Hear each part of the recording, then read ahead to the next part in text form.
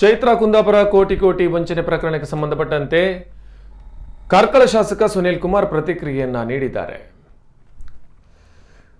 BJP ಹೆಸರಿನಲ್ಲಿ ಯಾರು ಕೂಡ ಮೋಸ ಮಾಡಬಾರದು. ಸಿಸಿಬಿ ಅಧಿಕಾರಿಗಳು ಈಗಾಗಲೇ ಬಂಧಿಸಿರುವ ಯಾರ ಮುಖಪರಿಚಯವೂ ನನಗಿಲ್ಲ. ನಾನು ಯಾರ ಜೊತೆಗೂ ಫೋನಲ್ಲಿ ಮಾತಾಡಿಲ್ಲ. ಆಕಸ್ಮಿಕವಾಗಿ ಶುಭ ಸಮಾರಂಭ ಕಾರ್ಯಕ್ರಮದಲ್ಲೂ ಭೇಟಿಯಾಗಿಲ್ಲ. ಬಿಜೆಪಿಯಲ್ಲಿ ಹಣದಿಂದ ಟಿಕೆಟ್ ಸಿಗುತ್ತೆ ಅನ್ನೋದು ಒಂದು ಭ್ರಮೆ. ಹಣದಿಂದ ಟಿಕೆಟ್ ಸಿಗ್ತಿದ್ರೆ ನಾನು 4 ಬಾರಿ ಗೆದ್ದು ಬರುವುದಕ್ಕೆ ಸಾಧ್ಯನೇ ಇರಲಿಲ್ಲ. ರಾಜಕಾರಣಿಗಳ ಹೆಸರು ಹೇಳಿ ಹಣದ ದುರುಪಯೋಗ ಮಾಡ್ತಾರೆ ಎನ್ನುವುದಕ್ಕೆ ಇದು ಒಂದು ಸ್ಪಷ್ಟವಾದಂತಹ ಉದಾಹರಣೆ. ಇದರ ವಿರುದ್ಧ ನಿರ್ದಾಕ್ಷಿಣ್ಯ ಕ್ರಮ ಕೈಗೊಳ್ಳಬೇಕು ಅಂತ ಹೇಳಿದರು. ಬಿಜೆಪಿಯ ಹೆಸರಿನಲ್ಲಿ ಯಾರೂ ಕೂಡ ಮೋಸವನ್ನು ಮಾಡಬಾರದು. ಯಾವ ಸಿಸಿಬಿ ಅಧಿಕಾರಿಗಳು ಯಾರನ್ನ ಈಗಾಗಲೇ ಬಂಧಿಸಿದ್ದಾರೆ, ನನಗೆ ಅವರ ಮುಖಪರಿಚಯವೂ ಇಲ್ಲ.